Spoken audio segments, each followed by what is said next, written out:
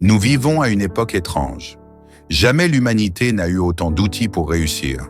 Et pourtant, jamais autant de gens ne se sont sentis bloqués, dispersés, incapables de tenir un engagement sur la durée. Ce n'est pas parce qu'ils sont faibles, ce n'est pas parce qu'ils manquent de potentiel, c'est parce qu'ils vivent dans un monde conçu pour les distraire. Un monde où ton attention est devenue un produit. Un monde où chaque notification est une interruption déguisée. Un monde où rester concentré est presque un acte de résistance. La discipline n'a jamais été aussi nécessaire. Et pourtant, elle n'a jamais été aussi attaquée. On te fait croire que la discipline est une question de caractère, que certaines personnes l'ont et d'autres non, que c'est une question de force mentale ou de motivation. C'est faux. La discipline n'est pas un don, c'est une compétence. Et comme toute compétence, elle peut être apprise, entraînée, renforcée, reconstruite. Si tu te disperses facilement, si tu procrastines, si tu abandonnes souvent, ce n'est pas une fatalité. C'est un environnement mal maîtrisé. Les applications que tu ouvres chaque jour ne sont pas neutres. Les contenus que tu consommes ne sont pas innocents. Les distractions ne sont pas accidentelles. Tout est optimisé pour une chose: te garder engagé, pas discipliné. Plus tu es distrait, moins tu construis, plus tu consommes, moins tu progresses. La distraction est rentable. La discipline ne l'est pas. C'est pour ça que personne ne t'apprend à te concentrer. C'est pour ça que personne ne te parle de maîtrise de l'attention. C'est pour ça que rester discipliné te donne un avantage énorme. Beaucoup essaient de se motiver.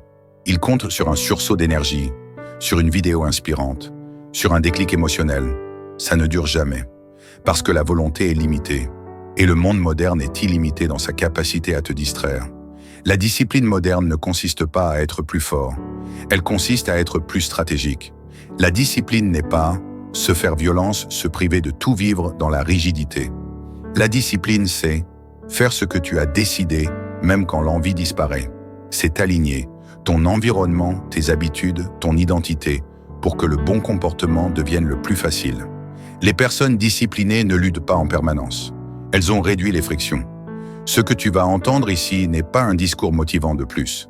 C'est une reprogrammation progressive. Tu vas comprendre pourquoi tu perds ta concentration, comment reprendre le contrôle de ton attention, comment bâtir une discipline durable sans t'épuiser, comment résister à un monde qui veut te fragmenter, pas en devenant extrême, mais en devenant lucide et structuré. Ce contenu ne plaira pas à tout le monde. Si tu cherches une astuce rapide, une solution magique, une excuse élégante, tu seras déçu. Mais si tu veux reprendre le contrôle, devenir fiable envers toi-même, construire quelque chose de solide dans ta vie, alors tu es exactement au bon endroit. Si la discipline était simplement une question de volonté, tout le monde réussirait. Il suffirait de se motiver un peu plus, de faire un effort supplémentaire, et le problème serait réglé. Mais la réalité est tout autre. Nous vivons dans un monde qui ne teste pas seulement ta discipline. Il la sape, lentement, chaque jour, sans bruit. Un monde où ton attention est constamment sollicitée, fragmentée, épuisée, avant même que tu aies commencé à construire quoi que ce soit. Cette partie ne cherche pas à te culpabiliser, elle cherche à t'éclairer. Tu vas comprendre pourquoi rester discipliné est devenu si difficile, comment la distraction s'est transformée en norme, et surtout comment reprendre le contrôle. Non pas en luttant plus fort, mais en devenant plus conscient, plus stratégique, plus structuré. Parce que la discipline durable ne naît pas du combat permanent. Elle naît de la compréhension et de l'alignement. Comprendre la distraction, reconstruire la discipline, reprendre le pouvoir. Chapitre 1. La distraction n'est pas ton défaut, c'est ton environnement.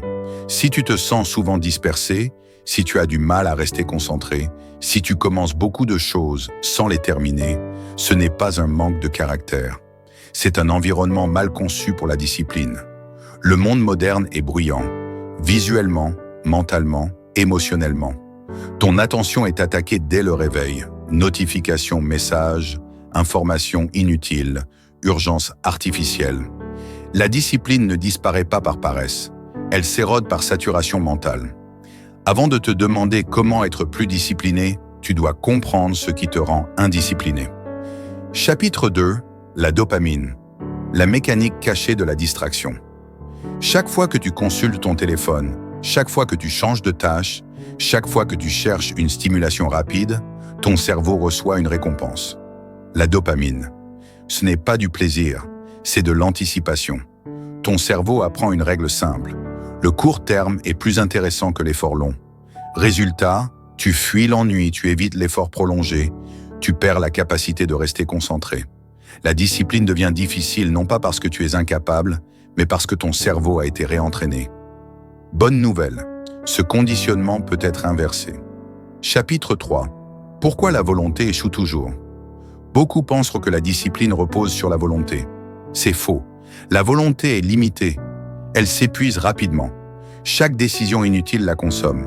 Choisir quoi faire résister à une tentation, hésiter, négocier avec soi-même. Les personnes indisciplinées utilisent leur volonté toute la journée. Les personnes disciplinées l'économisent. La discipline durable repose sur la réduction des décisions. Moins tu décides, plus tu tiens. Chapitre 4. Créer des systèmes plus forts que la tentation. La vraie discipline n'est pas héroïque. Elle est systémique. Les personnes disciplinées ne se demandent pas « Est-ce que j'ai envie ?» Elles ont déjà décidé. Elles utilisent des horaires fixes, des routines simples, des règles claires. Exemple, travailler toujours à la même heure, téléphone hors de portée pendant certaines plages, une tâche prioritaire par jour, un espace dédié au travail. Quand le système est bon, la tentation perd sa force. Chapitre 5. L'ennui, l'étape que tout le monde fuit. Voici une vérité que peu acceptent. La discipline passe par l'ennui.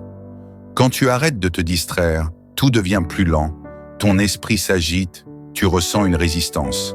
C'est normal, c'est le sevrage. Les personnes disciplinées n'éliminent pas l'ennui. Elles apprennent à le traverser. Et de l'autre côté, la concentration revient, la créativité augmente, la clarté mentale s'installe. Celui qui supporte l'ennui gagne toujours. Chapitre 6. L'identité, la racine invisible de la discipline. Tu ne fais pas ce que tu veux, tu fais ce que tu crois être. Si tu te vois comme quelqu'un de dispersé, quelqu'un qui abandonne, quelqu'un d'inconstant, tes actions suivront. La discipline devient stable quand elle devient une identité.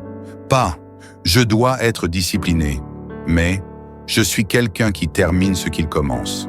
Les riches, les artistes, les athlètes disciplinés ne se forcent pas chaque jour. Ils agissent en cohérence avec leur identité. Chapitre 7. Commencer petit pour devenir solide. L'erreur la plus fréquente, vouloir devenir discipliné d'un coup, changer toute sa vie, tout contrôler, tout optimiser. Résultat, échec rapide. La discipline se construit comme un muscle, lentement, progressivement, régulièrement. Commence par 29 minutes de concentration, une seule habitude, une règle simple. La constance bat toujours l'intensité. Chapitre 8. Supprimer avant d'ajouter. Tu n'as pas besoin de faire plus. Tu dois faire moins, mais mieux. Avant d'ajouter une nouvelle habitude, supprime. Une distraction, une activité inutile, une source de bruit mental. La discipline n'est pas une accumulation. C'est une soustraction stratégique. Moins d'entrée, plus de profondeur. Chapitre 9. La discipline comme liberté.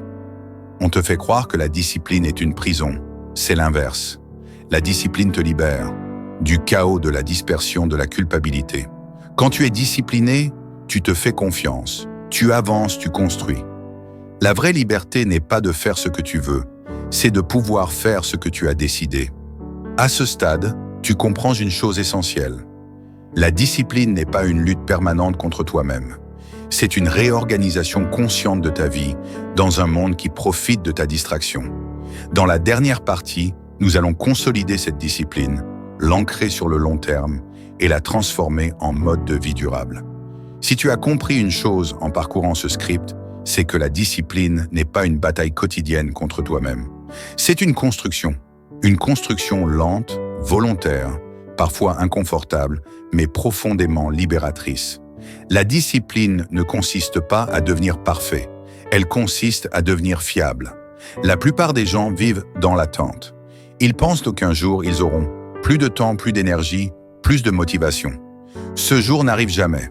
Les personnes disciplinées ont compris une vérité simple. On ne commence jamais prêt. On commence imparfait, fatigué, mal organisé. Mais on commence quand même. La discipline ne naît pas dans des conditions idéales.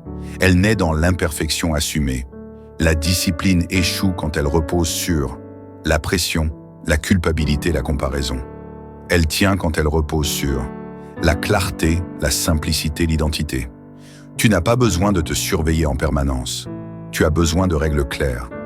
Quand tu travailles, quand tu te reposes, quand tu consommes, quand tu construis. Plus tes règles sont simples, plus elles sont durables. Le vrai signe de la discipline n'est pas l'intensité. Ce n'est pas la rigidité. Ce n'est pas le contrôle absolu. Le vrai signe, c'est la continuité. Continuer quand personne ne regarde, l'enthousiasme est passé. Les résultats tardent. Les personnes disciplinées ne sont pas obsédées par les résultats immédiats. Elles sont engagées dans le processus. Rien ne va devenir plus simple. Les distractions vont augmenter. Les sollicitations vont se multiplier. Les raccourcis vont se vendre encore plus cher. La discipline ne sera jamais facile, mais elle sera toujours accessible. Celui qui maîtrise son attention dans un monde chaotique possède un avantage énorme.